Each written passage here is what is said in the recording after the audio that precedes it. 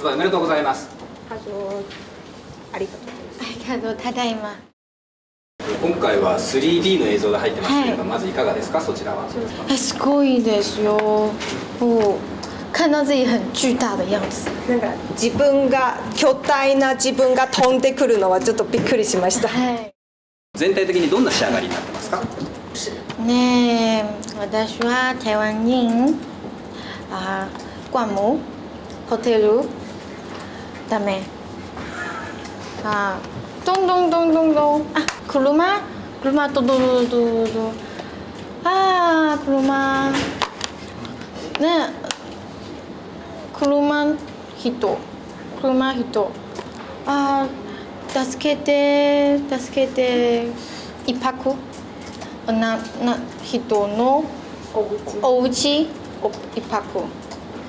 それはホテルに泊まれなくてヒッチハイクした人のうちに泊めてもらってということでいいですか。そうです。その通りです。ありがとうございました。一番見てほしいところどこでしょう。没有最希望的地方，应该从头到尾都看完才能，看完就因为这一部 DVD 是有剧情的，不单单是说一个卡，所以从头到尾看完是最好的。これは一つのストーリーになっているので、なので皆さんは最初から最後まで全部見ていただきたいんです。就是流泪的时候。涙が出るところです。最後お別れするときに。前回の DVD を出した後の台湾の反応を教えてください。还是觉得我是来拍 A 片的。